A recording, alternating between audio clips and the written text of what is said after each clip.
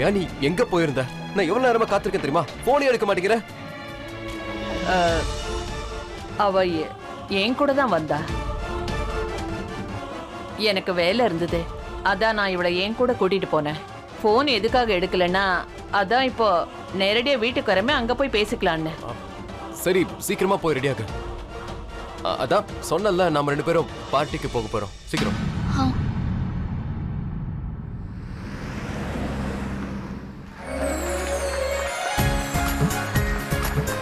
Thank you. எல்லாரையும் கூப்பிடுங்க. Raja, please come.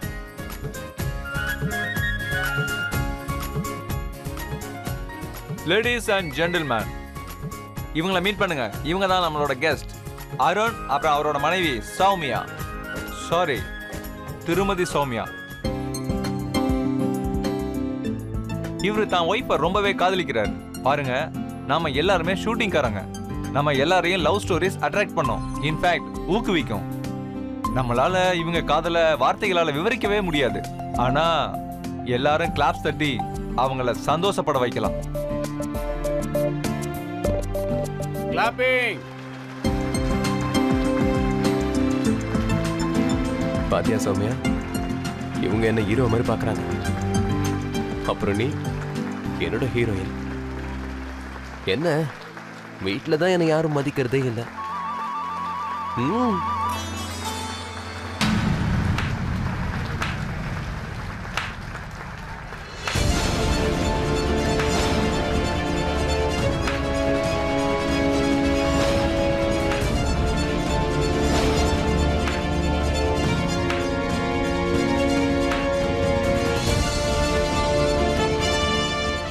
உண்மையிலேயே அருணை பத்தி எவ்வளவுதான் சொன்னாலும் அது கம்மியா தான் இருக்கும்.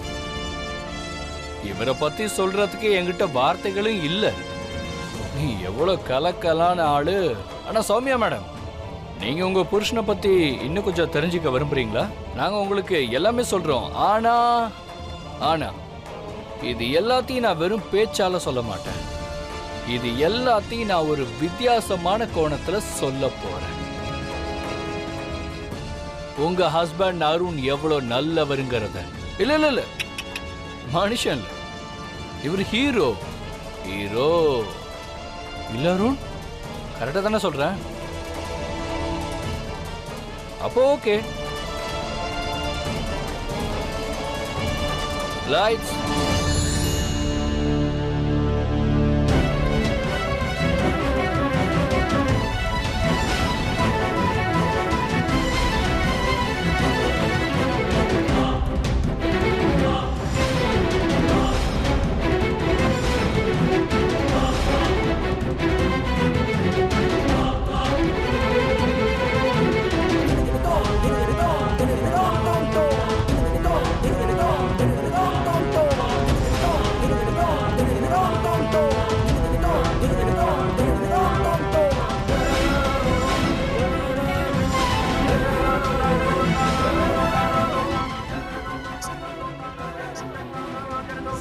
சௌமியா, இது எல்லாம் பொய் சௌமியா. இது எதுவும் உண்மை இல்ல. நான் அந்த மாதிரிலாம் பண்ணவே இல்லை. இது எல்லாமே பொய். அது மிஸ்டர் அருண், இது ஒன்றும் மூவி இல்ல, ஸ்டிங் ஆபரேஷன்.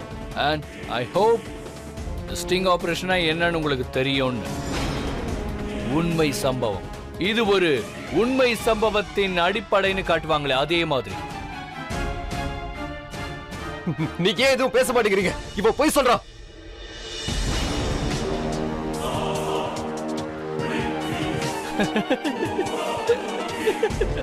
பாவம், இவங்க என்ன பேசுவாங்க? இப்ப பேசுறதுக்கு எதுவுமே இல்லையே. சரி, நீங்க எல்லாரும் பாத்தீங்கல்ல உங்க ஃபேவரட் ஸ்டண்ட் மேன். இப்ப அவர் உங்க ஹீரோவும் தான். அவர் தான் மனைவிய பெரிய லவ்வர்னு சொல்லியிருப்பார்ல. நான் என் மனைவிக்காக இதை செய்ய முடியும், அதை செய்ய முடியும்னு சொல்லிக்கிட்டு இருப்பாரு. ஆனா அந்த மாதிரிலாம் எதுவுமே இல்லை. இவனோட உண்மையான கேரக்டர் இப்ப எல்லார் எதிரிலையும் வந்துருச்சு.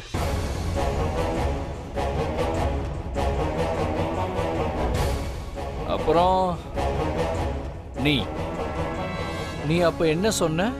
யாரையும் ட்ரிங்க்ஸுக்கு இன்வைட் பண்ண மாட்டேன். அப்படின்னா இதுக்கு அர்த்தம் என்ன, நீ சாதாரண கேட்டகரியில் உள்ள ஹீரோன்னு நினைச்சிட்டேன். ஆனா இப்போ உனக்கு தெரிஞ்சிருக்கும் நான் எந்த கேட்டகரியை சேர்ந்த ஹீரோங்கிறது. இப்போ நான் இந்த கேரக்டரை எல்லாருக்கும் தெரியப்படுத்திட்டேன்னா அதுக்கப்புறம் உனக்கு என்ன ஆகும்? Heroine madam.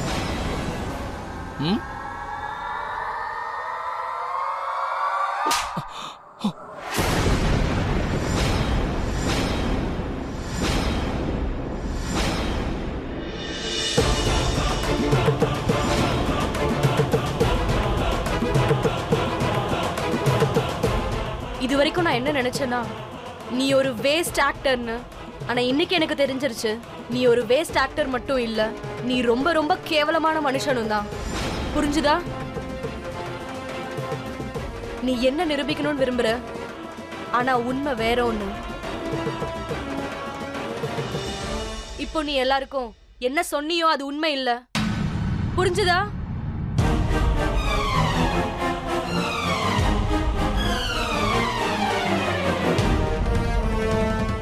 உண்மை தெரிஞ்சதுக்கு அப்புறமா நான் உங்க பார்வையில தப்பானவளா இருக்கலாம், ஆனா உண்மை இதுதான். அருண் தன் மனைவிய ரொம்ப காதலிக்கிறாரு. இப்படிப்பட்ட ஒரு காதலை பாக்குறது ரொம்ப அபூர்வமானது. அப்புறம் அவங்கள சந்தேகப்படுறது பெரிய பாவத்துக்கு சமமானது. அன்னைக்கு ராத்திரி அருணை நான் தான் ட்ரிங்க்ஸுக்கு இன்வைட் பண்ணேன். அப்புறம் அவரோட ட்ரிங்க்ஸ்ல நான் தான் போதை மாத்திரையை கலந்தேன். ட்ரிங்க்ஸ் பண்ணும்போது அவருக்கும் போதை ஏறிடுச்சு. நானும் கொஞ்சம் அவசரப்பட்டுட்டேன். ஆனா எங்களுக்கு நடுவுல அந்த மாதிரி எதுவுமே நடக்கல. அப்புறம் இதுதான் உண்மை.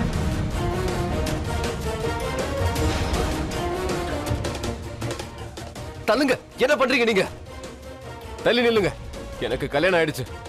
நான் என்னோட மனைவி அதிகமா காதலிக்கிறேன். அதுக்கு என்ன, எக்ஸ்ட்ரா மேரிட்டல் அஃபேர் எல்லாருக்கும் இருக்கும் தானே? உங்களுக்கு வேணா இருக்கலாம், ஆனா எனக்கு அப்படி இல்ல. என் வாழ்க்கையில என் மனைவியோட இடத்த நான் யாருக்குமே தரமாட்டேன், எப்பவும் தரமாட்டேன். இன்னைக்கு ஒரே ஒரு ராத்திரிக்கு, ஒரு ராத்திரி இல்ல, ஒரு நிமிஷம் கூட என்னால என் சௌமியாவை மறக்க முடியாது. ஏன்னா என் சௌமியாவை நான் உண்மையா உயிருக்கு உயிரை காதலிக்கிறேன், உயிருக்கு உயிரா.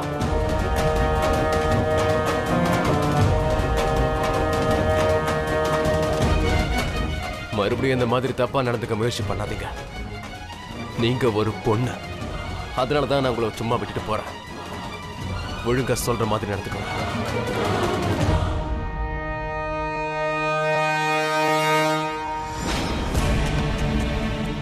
வாவ், உங்க கதை பிரமாதமா இருக்கு டைரக்டர் சார். நம்ம ஹீரோயின் இப்ப ரைட்டரா கூட ஆயிட்டாங்க. நீ எங்க எல்லாரையும் முட்டாள்னு நினைச்சிட்டு இருக்க. உனக்கு என்ன பத்தி முழுசா தெரியலனாலும் இந்த அப்பாவி பொண்ணை பத்தி யோசிச்சிருக்கலாம்ல. இவங்களை இவன் நல்லா ஏமாத்திக்கிட்டு இருக்கான்.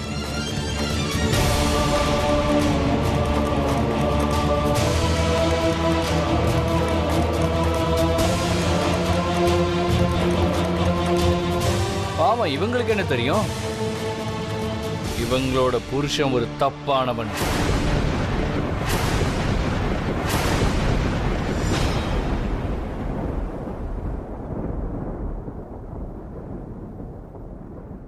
நீங்க வேணும்னா இந்த மாதிரி 1000 வீடியோஸை காட்டலாம். ஆனா அவர் மேல நான் வச்சிருக்கிற மரியாதையும் என் மனசுல அவருக்குன்னு இருக்கிற இடமும் என்னைக்குமே மாறாதுங்க.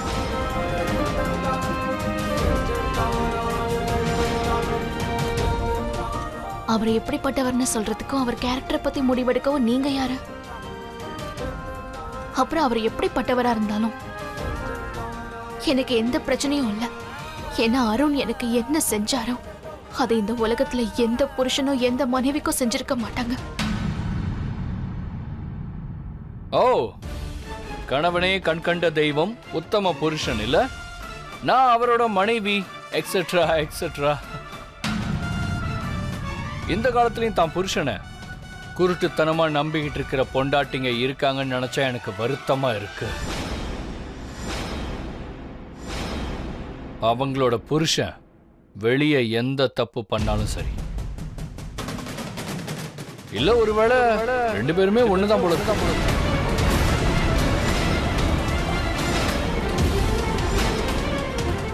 அதனாலயோ என்னமோ உங்க புருஷன் இன்னொரு பொண்ணு கூட இருந்தா கூட உங்களுக்கு எந்த பிரச்சனையும் இல்லைன்னு சொல்லிக்கிட்டு இருக்கீங்க.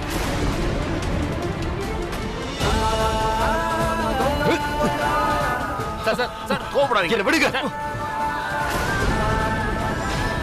உனக்கு எவ்வளவு தைரியம் இருந்தா நீ என் சௌமியாவை பத்தி தப்பா பேசுவ. உன்னை நான் உயிரோட விட மாட்டேன்டா. உனக்கு ஏதாவது பேசணும்னா என்ன பத்தி பேசு. அருண் அருண் வேண்டாங்க, நம்ம இங்க இருந்து போயிடலாம் ப்ளீஸ். இங்க இருந்து போயிடலாம் ப்ளீஸ், போயிடலாம். அருண் இனிமே ஏதாவது பேசுறதுக்கு முன்னாடி நல்லா யோசிச்சுட்டு பேசு.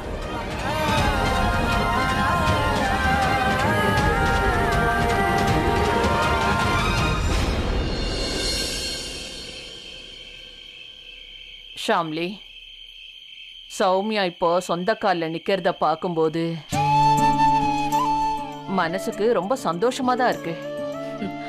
ஆமாக்கா, அருண் அவ கூட இருக்க வரைக்கும் எல்லாமே நல்லா இருக்கும். ஆனா அவர் இல்லாதப்போ இவ தனியா வாழ கத்துக்குவா. அப்புறம் தனியா வாழ்றது, உலகத்தோட போராடுறதுன்னு கத்துக்கிட்டா அவ எதிர்கால வாழ்க்கை ரொம்ப நல்லா இருக்கும். சரி ஷாம்லி, எனக்கு ஒரு விஷயத்த சொல்லு. சௌமியா இந்த வீட்டுக்குள்ள வர்றதுக்கு முன்னாடி இந்த உறவு, சம்பந்தம், அப்புறம் நாட்டு நடப்பு, இந்த மாதிரி பேச்செல்லாம் பேசுவோமா என்ன?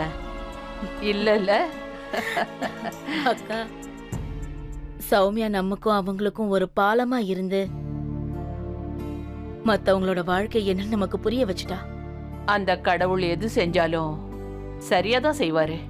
ஒருவேளை நான் சௌமியாவை சின்ன வயசுலயே இந்த வீட்டுக்கு கூட்டிட்டு வர்றதுல வெற்றி அடைஞ்சிருந்தா, அதுக்கப்புறமா அவளும் உன்ன மாதிரியும் என்ன மாதிரியும் இப்படியே தான் இருந்திருப்பால. இன்னைக்கு நமக்கு கிடைச்சுக்கிட்டு இருக்க அனுபவம் அது என்னைக்குமே கிடைச்சிருக்காது. சின்ன சின்ன விஷயத்துக்குலாம் சண்டை போட வேண்டிய அவசியம் என்ன இருக்கு?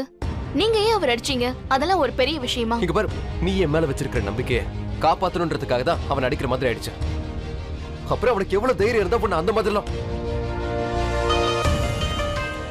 இங்க பாரு சௌமியா, பொண்ணு யாராவது ஏதாவது சொன்னாங்கன்னா நான் உங்களை சும்மா விட மாட்டேன். அது எங்க யாரா இருந்தாலும் சரி. ஆமா, என்னைக்காவது ஒரு நாள் நம்ம பெரிய பிரச்சனையில மாட்டிக்க போறோம் பாருங்க.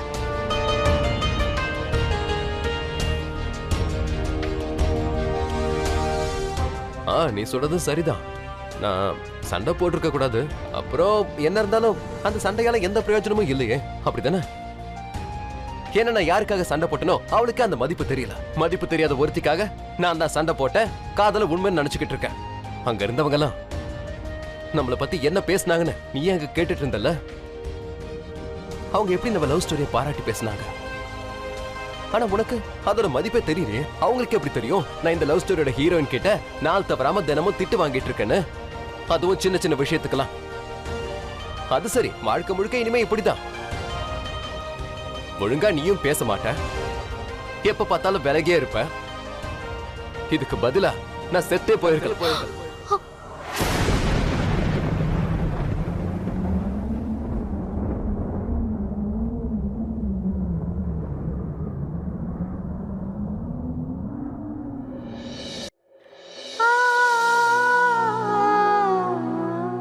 ஏன் நீங்க இப்படி பேசுறீங்க?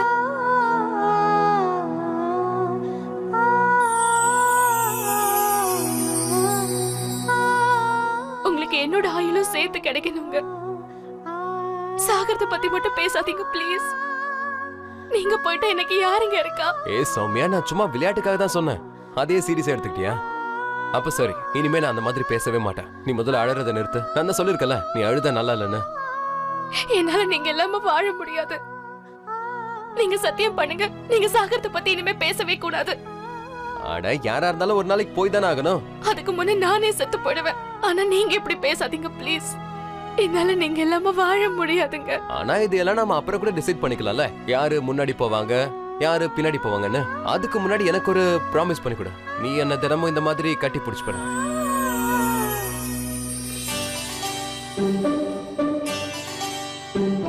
நல்லா இருக்கே. புருஷனோட வேலைன்னு வரும்போது முறைக்க ஆரம்பிச்சுற. இப்ப பதில் சொல்லு, என்னாச்சு? பதில் சொல்வியா இல்லையா? என்னாச்சு சொல்லு.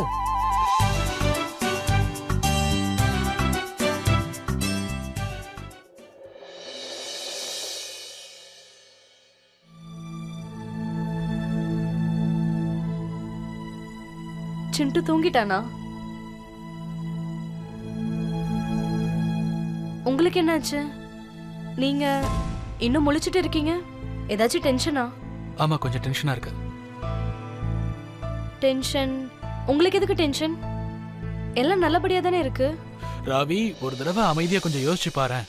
இன்னைக்கு நமக்கு ஒரு குழந்தை இருக்கு, நாளைக்கு நமக்கு இன்னொன்னு பிறக்கும். ஒருவேளை மாமா நம்மள வீட்டை விட்டு வெளியேற்றிட்டாருன்னா என்ன பண்ணுவேன்? இங்க பாரு ராவி, நீ ஒன்னும் தப்பா எடுத்துக்காத. ஆனா ஒரு தடவை இந்த விஷயத்த நல்லா யோசிச்சு பாரு. ஒருவேளை மாமா எதிர்காலத்துல பங்கு கொடுக்க மாட்டேன்னு சொல்லிட்டாருன்னா அப்புறம் இன்னொன்னையும் யோசிச்சு பாரு. இப்ப வீரன் மாமாவுக்கும் அப்புறம் வருணோட அம்மாவுக்கும் அவர் எதுவுமே கொடுக்கல. இத்தனைக்கும் அவங்க அவரோட சொந்தம். அப்புறம் நாம எப்படி எதிர்பார்க்க முடியும் சொல்லு? அந்த மாதிரி எதுவும் ஆகாது. அவங்க வேற, நான் வேற. நான் அவரோட மக, நான் அவரோட ரத்தம். அவர் இந்த மாதிரி எப்பயும் செய்ய மாட்டாரு. இல்ல ரவி, நீ கொஞ்சம் இத பத்தி அவர்கிட்ட ஒரு தடவை பேசினா நல்லா இருக்கும். ஏன்னா நம்ம கடைசியில எதுவும் இல்லாம போயிடக்கூடாது. சரி, நான் பேசுறேன்.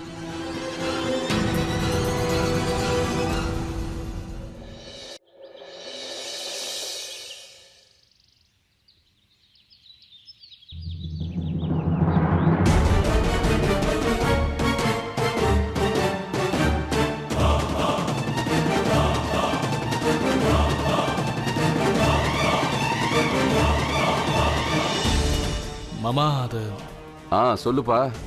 என்ன விஷயம், என்னாச்சு? உங்ககிட்ட கொஞ்சம் பேசணும். சொல்லுப்பா, தாராளமா சொல்லு.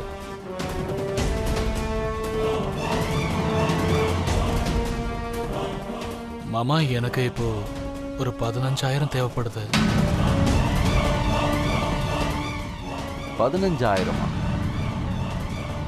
அவ்வளோ பணத்துக்கு என்ன செலவுப்பா? மாமா, அது வந்து இப்பெல்லாம் நான் எங்க அப்பா கிட்ட பேசுறது இல்ல. அதனால எனக்கு செலவுக்கு கையில காசு இல்ல. ஏதாவது வேலைக்கு போற வரைக்கும் எனக்கு செலவுக்கு காசு தேவைப்படுது.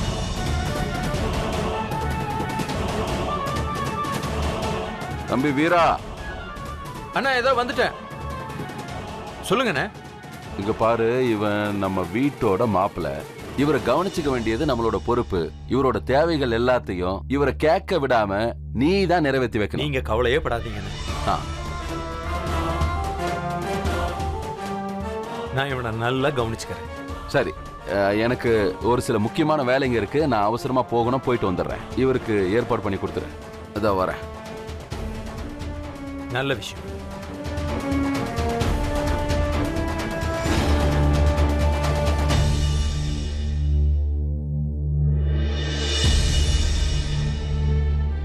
பாத்தியா, உன் வீட்டுல எனக்கு என்ன மரியாதை கிடைச்சதுன்னு? அப்புறம் என்னமோ நீ சொன்ன, அதுக்குத்தான் நான் நேத்தே சொன்னேன்.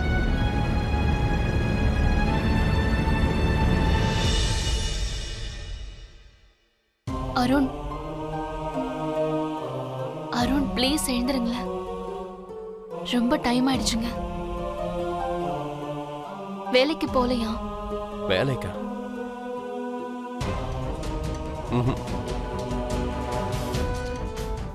சௌமியா நேற்று நடந்த விஷயத்துக்கு அப்புறமா அவங்க என்ன வேலையில் வச்சிருப்பாங்கன்னு எனக்கு தோணல. அப்போ இப்போ என்ன, புது வேலையை தேட வேண்டியதுதான்.